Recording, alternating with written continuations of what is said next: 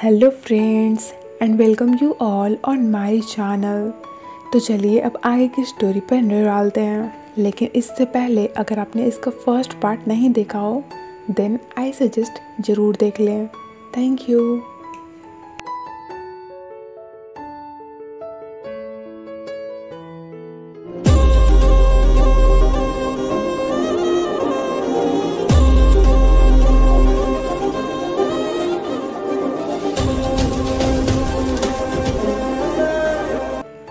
Last episode में हमने देखा था the lucky girl Jiya and the unlucky boy नॉट ने नशे के हालत में वन नाइट स्टैंड कर लिया था।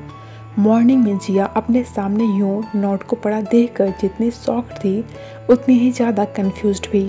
तभी जब नॉट को जगता देखती है तो इसे समझ ही नहीं आ रहा था लाइक अब मैं आगे क्या करूं। सो किसी हेवी चीज़ से उस पर वार कर वहाँ से निकल लेती है। जिया बस नहीं चाहती थी कि नॉट उसे इस कंडीशन में देखें, इसीलिए वहाँ से भागने लगती है।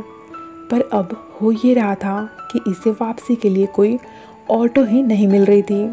देन कैसे कैसे कर जब घर पहुँचती है तो यहाँ आते ही घर की कीज जाकर गटर में गिर जाता है। ये सारी अनलकी चीज़ें जिया के साथ फर्स्ट टाइम हो रहा था। ऊपर से ऑफिस आने पर एक और बैड न्यूज़ मिलती है। जिया एक स्टॉक मार्केट कंपनी में काम करती थी, सो उसी का एक क्लाइंट इलीगल फ्रॉड के मामले में फंस गया था, जिस कारण इसका मार्केट वैल्यू प्राइस एकदम से ड्रॉप होने लगता है। इधर नॉट एक सपना देखता है जिसमें एक ब्यूटीफुल सी लड़की थी। नॉट कहता है मुझे ऐसा क्यों लग रहा है जैसे तुमसे मिलने के बाद मेरी लाइफ में लक का चार्म आने वाला है। लेकिन जैसे ही नॉट उसका फेस देखने ही वाला था कि तभी अर्थक्वेक जैसा कुछ आने लगता है, जिसके बाद फिर ये तो बेहोश ही हो जाता है। एंड देन हॉस्पिटल में इसकी आँख खुलती है। वेल आगे जिया बेचारी के लाइफ में सब गड़बड़ी हो रहा था। जो इतनी लकी हुआ करती थी उसके लक ने अचानक से उसका साथ छोड़ दिया था। तो जिया बोनो को कॉल कर कहती है आई थिंक तुम सही बोल रही थी, मुझे एक बार फॉर्चून टेलर से मिल लेना चाहिए, क्योंकि मुझे भी लगता है जैसे मेरे गुड लक को किसी की नज़र लग गई हो। वहीं नॉट को क्या लग रहा था कि किसी लड़की से मिलना और उसके साथ टाइम स्पेंड करना ये सब कुछ इसका बस एक सपना था। कहता है मुझे इतना याद है कि मैं किसी लड़की को अपने साथ घर लेकर आया था एंड वो सब कुछ बहुत रियल भी लग रहा था, पर मुझे एग्जैक्टली कुछ याद क्यों नहीं आ रहा है। तभी जीडी भागता हुआ आता है और अपने फ्रेंड्स को बताता है कि हमारे वीडियो पर एकदम से व्यूज़ इंक्रीज हो गया है। जहां कल तक ओनली 19 व्यूज़ थे वो बढ़कर एकदम से 500,000 हो गए हैं। मीन्स कि नॉट के लाइफ में फाइनली लक का चार्म आ ही गया था। इधर जिया बोनो के साथ एक फॉर्चून टेलर से मिलने पहुंचती है। ये कहती है तुम्हारी कुंडली के अकॉर्डिंग तुम तो बचपन से काफ़ी लकी रही हो, पर फिलहाल जो सारी प्रॉब्लम्स आ रही हैं वो इस वजह से क्योंकि तुम्हारा गुड लक किसी ने तुमसे चुरा लिया है। आई मीन कि तुम्हारा गुड लक किसी के बैड लक के साथ एक्सचेंज हो गया है। वहीं दूसरे साइड मिक्स इन बॉयज़ के सॉन्ग के हिट हो जाने के बाद इन्हें वापस से अपने साथ काम पर रख लेता है एंड साथ ही न्यू कॉन्ट्रैक्ट भी साइन करवा लेता है, जिसके बाद फिर इन लोगों का अच्छे से मेकओवर कराया जाता है, जिससे कि इनका पूरा का पूरा हुलिया ही चेंज हो गया था। और अब इनके सॉन्ग को सभी लोग काफ़ी पसंद भी करने लग गए थे। सारा कुछ सडनली ही हुआ था। सडनली ही इनका बैंड काफ़ी फेमस भी हो गया था। तभी जिया टीवी पर नॉट का इंटरव्यू देखती है, जिसके बाद फिर नॉट के साथ बिताए उन मोमेंट्स को याद कर जिसमें कि वो खुद को काफ़ी अनलकी भी बोल रहा था। कहती है चोर कहेंगे तो तुम्हें ने मेरा लक मुझसे चुरा लिया है। नेक्स्ट मिक्स इन्हें एक एक्ट्रेस चार्मी से मिलवाने लेकर आता है, जिससे कि मे भी इन्हें प्रमोशन में और थोड़ी हेल्प मिल पाती।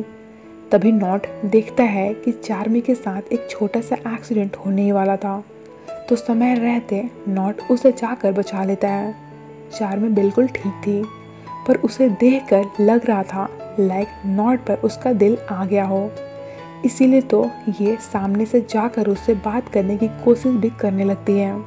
वहीं जिया इन्हें बताती है कि मेरा लक उस सिंगर नॉट के साथ एक्सचेंज हो गया है। बोनो पूछती है ऐसा कैसे हो सकता है, तुमने उसके साथ कुछ किया है क्या? पहले तो जिया इन्हें सच्चाई बताने से हेजिटेट कर रही थी। तब फॉर्चून टेलर कहती है मैं देख सकती हूँ कि तुम दोनों का फेट एक दूसरे से जुड़ा हुआ है। पिछले काफ़ी जन्मों से तुम लोग किसी न किसी रीजन से एक दूसरे से जुड़े हुए हो, पर मुझे समझ में ये नहीं आ रहा कि ऐसे कैसे तुम दोनों का लक एक दूसरे से एक्सचेंज हो सकता है। देन लास्ट में जब जिया के पास कोई ऑप्शन नहीं बचता है तो इन्हें बता ही देती है कि ऐसा इसलिए हो रहा है क्योंकि मेरा उस लड़के के साथ by mistake one night stand हो गया है। फॉर्चून टेलर कहती है अच्छा तो रीज़न ये है, अब अगर तुम अपना लक वापस पाना चाहती हो तो तुम्हें सेम चीज़ दोबारा से करना पड़ेगा, मतलब कि अगेन से उसके साथ नाइट स्पेंड करना पड़ेगा। बस यही एक रास्ता है जिससे कि सारी चीज़ें बिल्कुल पहले की तरह नॉर्मल हो सकती हैं। इसके बाद जिया नॉट से मिलने की कोशिश में उसके कॉन्सर्ट पर पहुंचती है और प्रैक्टिस करने लगती है कि अगर उससे मिलूंगी तो फिर बोलूंगी क्या। इतने में सडनली नॉट वहाँ आ जाता है एंड कहता है आई थिंक ये मेंस वॉशरूम है, तुम यहाँ पर क्या कर रही हो? पर जिया तो अपने धुनी में थी, वो तो जाकर उसके पास ही खड़ी हो जाती है, जिसे यूँ देख कर नॉट बहुत हैरान था। दिन जिया उससे बात करती है और याद दिलाने की कोशिश करती है कि उस रात तुम जिस लड़की के साथ थे वो मैं ही थी।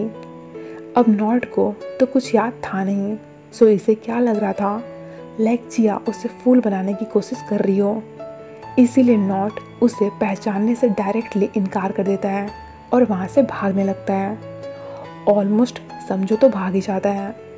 इसके बाद जिया के पास जब दूसरा कोई और ऑप्शन नहीं बचता है तो फिर जाकर वो नॉट के फ्रेंड जीडी से दोस्ती कर लेती है, जिससे उसे पता लगता है कि इनके यहाँ एआर की पोस्ट वैकेंट है। एआर जो हर वक्त आर्टिस्ट के क्लोज रहता हो, अ काइंड ऑफ उनके केयर टेकर का काम करता हो। सो जिया आकर उस पोस्ट के लिए अप्लाई कर देती है क्योंकि इससे उससे नॉट के क्लोज रहने का मौका मिल पाता। नेक्स्ट मॉर्निंग जब मिक्स इन लोगों को उनके न्यू एआर से इंट्रोड्यूस करवाता है तो जिया को यूँ अपने सामने खड़ा देखकर नॉट काफ़ी हैरान था। कहता है तुम यहाँ भी, तुम्हें नहीं लगता कि ये अब बहुत ज़्यादा हो रहा है? जिया कहती है क्यों, डर गए क्या? मैं तुम्हें याद दिलाकर ही रहूँगी कि मैं ही तुम्हारी ड्रीम गर्ल हूँ। बेचारा नॉट, वो तो थक हार कर वहाँ से भाग ही जाता है। पीछे से जिया काफ़ी खुश हो रही थी कि मुझे नॉट के अराउंड रहने का मौका मिल ही गया, अब तो मैं अपना गुड लक उससे वापस लेकर ही रहूँगी। एंड यहीं पर ही हमारा ये एपिसोड भी एंड हो जाता है। तो फिर जल्दी मिलते हैं आप लोगों से इसके नेक्स्ट पार्ट के साथ। Till then take care, bye bye and thank you so much for watching explanation. Bye.